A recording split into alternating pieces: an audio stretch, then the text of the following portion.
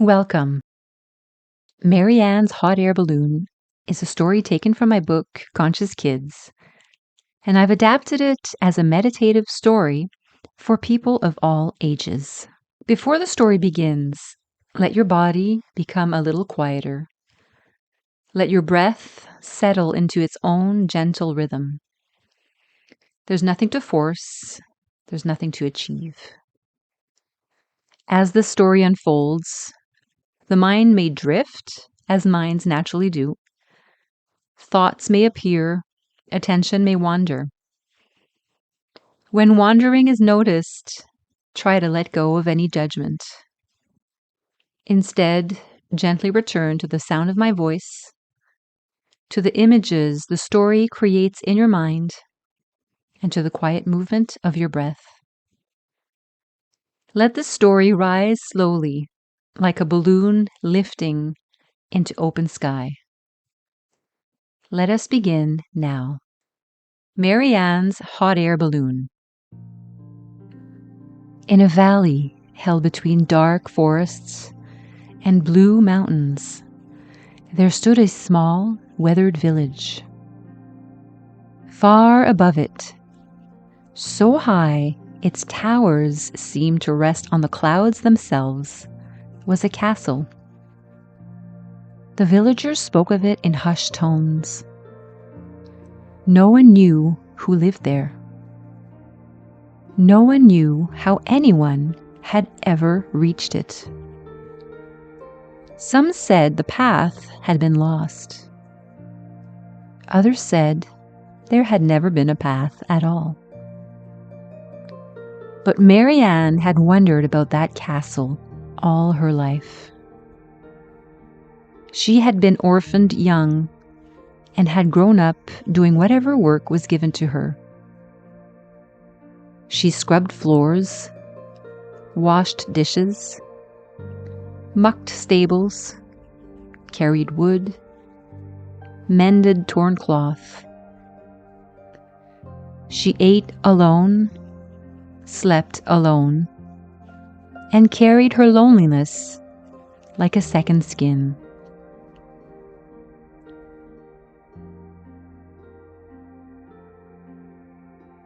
Over time, she learned not to cry. Tears only made the cold feel sharper. So the tears stayed inside. And inside, they changed shape. Some became grief. Some became resentment. Some became a hard little stone of anger she carried everywhere. Marianne hated the way people looked through her as if she were furniture. She feared she would live her whole life in that valley, small and invisible, without anyone ever truly knowing her. But she had one secret. Deep in a forest cave, hidden beneath canvas and branches, was a hot air balloon. A gift from the only relative who had ever believed she might one day leave. To Marianne, it was more than fabric and rope. It was hope. On the morning she first decided to go, she dragged 5 heavy suitcases to the balloon's basket. They were crammed with pieces of her past. Old trinkets taken from houses where she had served. Keepsakes she could not release. And stones. Heavy stones she had gathered in anger, imagining she might drop them on the roofs of those who had hurt her.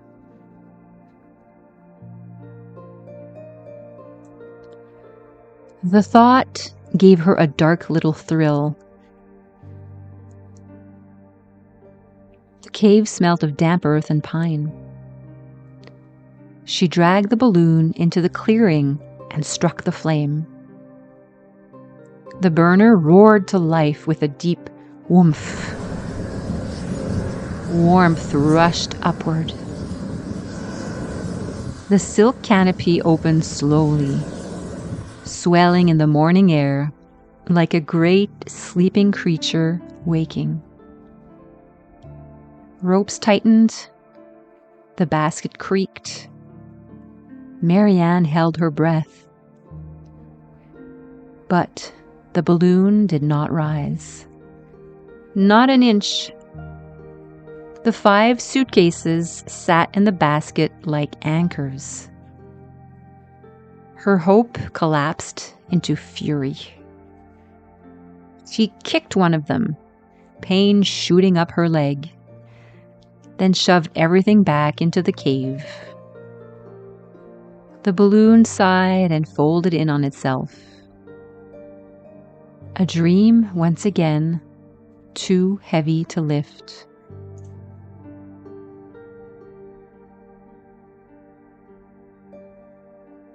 Weeks passed, then months. Her hope gathered dust, but it did not die. One spring evening, Marianne tried again. This time, she left the stones behind. Her fingers still itched to keep them. But somewhere inside, she knew revenge was too heavy for flight. She packed only 3 suitcases. Photo albums, old letters, notebooks filled with dreams she had written down but never dared to follow. When the flame rose, the balloon lifted. Slowly at first, then more surely, the ground began to fall away. Trees became dark shapes beneath her. The village softened under moonlight. For the first time, Marianne saw the rooftops from above. Crooked, small, almost tender. She imagined the people inside them sleeping under blankets, dreaming their own uneasy dreams. Something warm stirred in her chest. Without quite knowing why, she lifted the suitcase of old photographs and pushed it over the side. It dropped into the dark. The balloon rose higher. For a moment, joy rushed through her. But then the basket shuddered and stopped. The castle still floated far above, pale against the stars. Marianne looked at the 2 remaining suitcases. In them were the stories she had told herself for years. I'm alone. No one sees me. I must keep proof of every wound. Her hands tightened around the handles. The balloon began to sink. The ropes groaned. Cold air wrapped around her.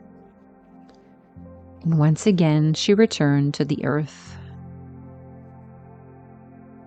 After that, loneliness pressed around her like the walls of a shrinking room. Anger became her familiar companion. Heavy, yes, but known. Then, one bitter afternoon at the grocer's, a young man in front of her counted his coins again and again. His face flushed. "I'm short $1, he muttered. Marianne scowled. "Can't you do basic math?" But even as she said it, she slid a coin onto the counter. The young man turned. Surprise passed across his face, then gratitude. A simple, open smile. "Thank you," he said. "I'm Tom." It was such an ordinary moment.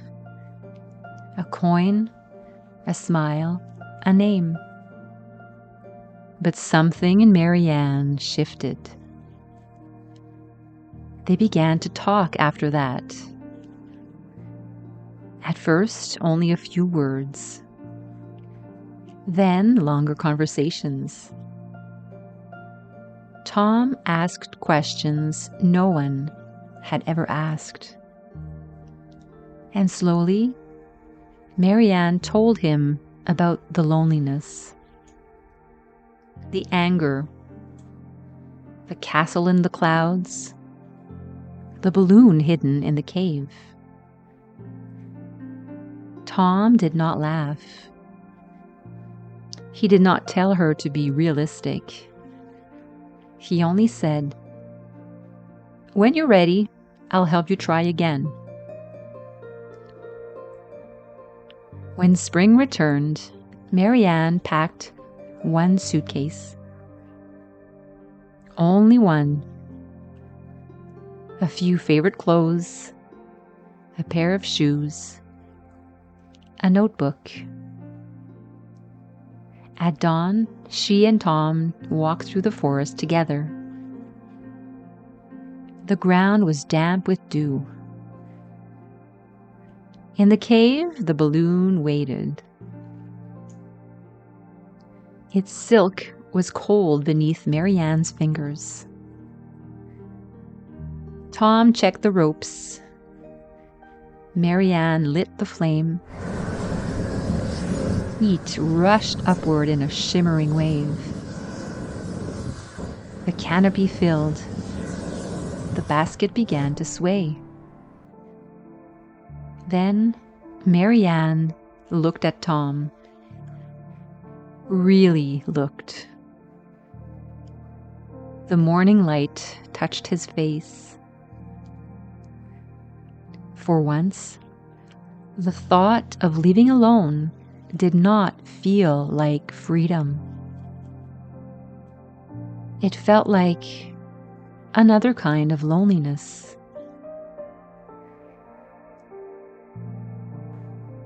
"I don't want to go without you," she said quietly. "If you're not too heavy." Tom smiled. "Let's find out." He climbed into the basket. The balloon lifted. 50 meters, 100, 200. The village fell away beneath them. The hills rolled like green waves. Rivers glinted like silver threads. Wind tugged at Marianne's hair, carrying the scent of damp earth and distant rain. The world was much wider than she had imagined, and softer, more connected. Then the balloon slowed.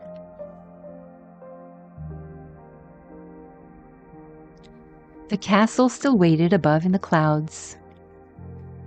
Tom looked at the single suitcase. "I suppose we may have to go back down," he said gently. Marianne's heart thudded. She stared at the suitcase. It held clothes, yes, shoes, a notebook.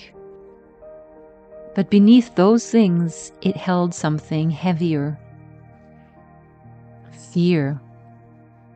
Old shame. The belief that she had to carry everything alone. Her fingers trembled. Then suddenly, she laughed. A wild, clear laugh that startled birds from the trees below. She lifted the suitcase and threw it over the side. For a breath, nothing happened. Then the balloon surged upward, smooth, light, free. The burner roared above them like a song. The mountains opened around them. Clouds drifted close, pale and golden. Marianne looked toward the castle, and for the first time, she realized she no longer needed it to save her. The rising itself had changed her. The letting go had changed her. The friendship beside her had changed her. Higher and higher they rose, until the village became a small circle of rooftops far below. The wounds of the past did not vanish, but they no longer had to be carried as luggage. The sky widened, the balloon floated on, and Marianne understood that freedom was not only reaching the castle, it was becoming light enough to rise. Wherever they landed, there would be work to do. There would be weather. There would be unknown roads. But there would also be open air and trust, and the quiet courage to release what no longer belonged in the basket. Above the valley, the balloon drifted toward morning. Two companions, no suitcases, no stones, only the wide sky before them, and a new life rising with the sun.